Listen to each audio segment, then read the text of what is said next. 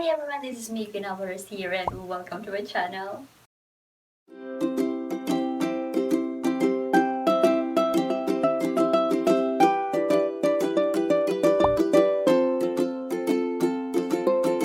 So for today's video, we're going to talk about the 5 signs of maturity. So, what do I mean by 5 signs? It is because mani siya ang mga signs nga na-experience na ako. And disclaimer, ano siya ha? Kani siya nga video, kani nga kon is based on my experience. And I know nga a lot of people naka-experience po ing ani as they grow mature. So without further ado, let's get into the video. So when we talk about maturity, it is kanang broad good siya nga kanang terms ang maturity kay each of us is lahi-lahi ang pacing sa pagkuan sa stages at ang nature, nurture, lahi-lahi atong environment. So lahi-lahi jud ang ma-experience nato when we grow mature. But for today's video, i-discuss lang nato ang 5 nga base lang sa akong experience. And nag-research po ko and then nakita po na ako, nabasahan na ako nga ang kaning mga experience nga akong i-share sa inyo ha is relatable a lot of people, not all of you but I know a lot of people. So ang maturity is kanang ma-realize gud nimo unsay mga hinungdan unsay mga rason sa mga panghitabo sa imong palibot, and then bisag walay mag explain sa imo about ana is kanang kusa nimo nga masabtan ang mga panghitabo, kusa nimo nga sabton ang mga tao sa imong palibot bisan og kanang usahay dili ka sabot-sabot anagod. So kumbaga pag mature man gud nimo is kanang broad na imuhang panghuna-huna or imuhang mind. Dili sila mag-explain, no one will explain to you. However, tanan panghitabo is i-try nimo nga sabton ang tanan. So maturity is a very challenging part. It is because diri makuan nimo daghan na kaog mga kailangan nga before ka mag-commit or before ka mag-speak sa imong mouth, kailangan nimo ikanang itimbang-timbang pa nimo, like kailangan nimo sabton every situation before ka mag-dwell into a certain decision. Kailangan pa nimo huna-hunaon sa makadaghan. So walay paglangan-langan, i-discuss nato ang 5 signs of maturity. So number 1 sign is mas maminaw ka kaysa mag-istorya. What do I mean by this? Kanang there's a certain situation man good na mas palabihon pa nimo nga paminawon ang both side kaysa og mag-dwell ka into a certain kanang conclusion. Kailangan nimo sabton ang kanang mga diri nga side and sabton pud nimo diri nga side before ka mag-dwell into the conclusion. So mas prefer pa nimo nga kanang maghilom kaysa mag-istorya o mga nonsense nga mga istorya nga makahimo lang og samok, makadugang lang, maka-fuel up sa situation nga one into a chaos scenario. And number 2 sign is you do not shy away from responsibilities. Well, a lot of people nga gusto na maging mature, pero pag nanaka sa mature nga situation like me and like you, kanang daghan na kaog mga responsibilities. Sa ako ang na-part mo ni siya ang kanang nakapamotivate sa ako to mas maningkamot pa sa life. It is because of the responsibilities kay ako ang parents, ako ang kuan is dili man gyud mi dato, dili mi hayakay, dili mi kuan pobre jud mi. So nakita na ka ang parents na kanang sa kapait, sa throw kapait nga na giana mo from the very beginning. Mo na siya nakapa-fuel up para ma-motivate ko, para na ako'y courage para mas maningkamot because dili na ako gusto nga makita ang akong parents nga forever na lang o kanang kalisod anagod. And then like for example makita na ako ang ginikana na wala ni kuan ingani-ani, grabe na ang kanang ako ang kumbaga mas stress na gani ko nga kanang like for example akong papa kay di man gud na siya hilig kaayo og kaon og gulay. So pag mo ko na ganin akong papa mo reklamo na nga unsa maning ato kuan balik-balik nga kuan anagod ka nang ma-stress na kadayon ko deep inside kay I felt na kanang responsible na gani na ako sila nga kanang ingani nga syempre kailangan na ako maningkamot kay kung dili ko maningkamot wala maningkamot para sa moa. And then ang problema sa ako mga igsoon ang problema sa akong palibot feel na ko ako pong problema. Yan ako ka kanang kuan good. Pero I know nga wala sila nagkuan ana pero deep inside sa ako is kanang I want to help, I want to kuan ingani.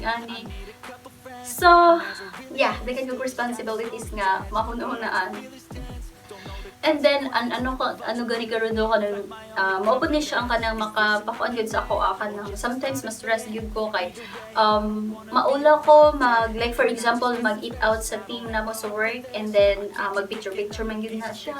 Maula ko makipag-upload og picture or kanang mag-post sa akong kuan. It is because makuan ako nga ako nagkaon-kaon ko og lami and then how about my family dito nakakuan ba ka sila tarong nakakuan ba ka tarong kani nga nagud usay dili na ko normal. Kana like kana for my nagay ko yung responsibilities before ko mag-post nga kanang dili ko makakuan na kanang makita nila nga nagbahayahay lang ko ana gud nga kanang makuan ko mag-post kay I know nga daghan man gyud taron nagbait and then makita nila kanang mapagawa nga i-post ana gud maula ko pero even though nga kanang eat out dito sa team kanang amot-amot or kanang nay mag-sponsor sa amo ang team maula ko magkuan gud first 3 nga sign is you enjoy each season. What do I mean by that? During na kay mga kauban, nakipag-socialize ka, ma-enjoy po ka. Pero during alone ka, ma-enjoy po ka. It is because daghan kayo kag idea nga ma-came up sa imuhang huna-huna. Daghan kayo kag gusto nga kanang kumbaga makuan gud nimo imuhang strength, makuan gud nimo mga plano sa kinabuhi. And then pag mag-socialize na pud ka dito sa mga people, ma-enjoy pud nimo ang kanang bonding ana gud siya. Mo na siyang ikatulo nga kanang sign nga you reach into maturity. And number 4 sign is you indulge much in reading. Yes. Magkatawa ko anay kay man god. Ako na pagkatao is before dili gyud ko kanang palabasa kay kung mabasa ko makatulog ko dyan usahay ka nang kuan ana good. And then karon nga nag-mature ko as I grew mature mangita na gid ko kanang mabasa ko no like for example katong scenario nga katong nila niadto ko sa akong kuan sa basta niadto ko sa certain occasion and then wala gid books nakita sa kwarto god. And then kita ako Bible, mo to gibasa nagbasa ko, and then nangita na pagbukaan nakakita ko kanang handbook gud sa kanang kakao sa pagtanong sa kakao sa kon gibasa na ako kay para kanang word kanang na eagerness na kanang I need to read ana good kailangan na ako magbasa kanang kuan kay para na ako ma-learn something ingani nga karon nga adlaw nga dapat na ako ma-learn dili ma-waste ako ang time sa mo to siya gibasa na ako ang kakao ang katong manual sa kakao sa pagkuan ngano na mga ngano mag-itom-itom ang kakao ana good kay na mga something bacteria nga makakuha magkatawa lang ko and then every time na kanang magkaon ko kanang wala man koy books diri sa boarding house naramang gid sa amo ako ang mga books so ako ginabuhat is naga-watch ko og movies kay para na ako something ma-learn and then something kanang makuha na mga new words ana good and then usahay nagabasa-basa ko sa mga kuan, naga-research ko like for example pag ini ka ng nakoy certain nga kanang kuan mag-research dahin ko unsay mga possibilities unsay mga ingana so I indulge myself in reading. Number 5 nga sign is you forgive more at tapos taas na ka patience and then you love more. What do I mean by that is that kanang bisan gud og kanang wala na ngayo og kanang sorry ang mga tao or kanang mga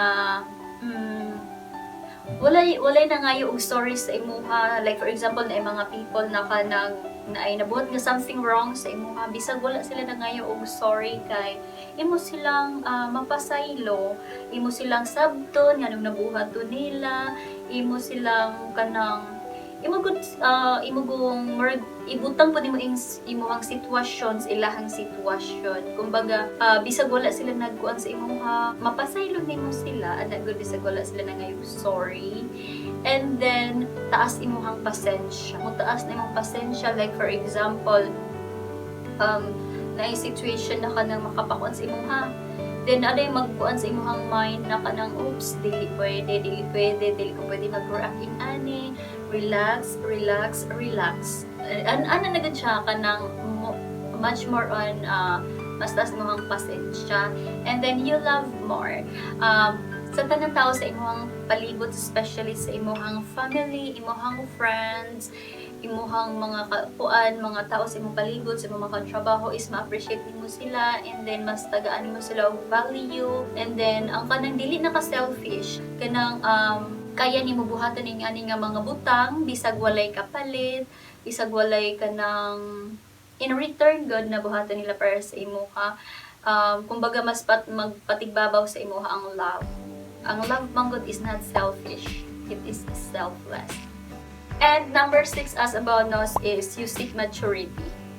Hindi siya nakuan good na ko siya, like for example nag-research na ko like what is the sign of mga maturity ngani, and then i-relate din ako sa akong self, i-apply na yun ako ana good. So you seek more on maturity, number 6. So I think that would be it. It's a wrap, and I think hopefully naman nasabtan guys kaya bisag ako meron I am don't expect too much pa nga kanang mahawd ko kay you know I am newbie, so I need to learn more, to study more, especially sa mga content na yung ani guys. Kailangan na ako i-wrap up, i-sum up sa ako ang mind kay unscripted man gud siya, wala sa script, wala ko ginabasa nga script kay dili ko gusto magbuhat og content nga scripted kay ngano pag ingan ako buhaton nga content ka ng scripted, hoy grabe akong stress ana jay, labi na pag dili siya ma-follow into script akong stress, ay grabe akong procrastination, ako ang mga whatsoever din ha guys. So gusto na ako magbuhat og content without script. So I hope you guys nga kanang amoy na learn, amoy na kuha na makarelate mo, i-like ninyo yung video. O para guys nga dili good, pero I hope guys nga namoy ma-learn nga something bisa gamay lang good. Ano man siya, life is all about catch and release. I-release lang ang katong mga part na dili ka makarelate, or mga part na kanang mga story na ako nga dili siya kanang applicable sa imuha. Kumbaga kutloon lang nimo ang katong mga butang nga nakay na learn, di ba? Kay Taylor Swift na siya, catch and release, char. Dito pero mas applicable ba yan na siya? Kay lahi-lahi man gud tag environment, lahi-lahi tag nature, nurture, and then so lahi-lahi gid ang pacing sa ato ang learnings, lahi-lahi ang pacing sa ato ang maturity. So that would be it. Thank you so much for watching guys. I hope you enjoy watching my video, and I hope nga subscribe din niyo ako ang channel. Thank you so much. I love you. See you in my next video.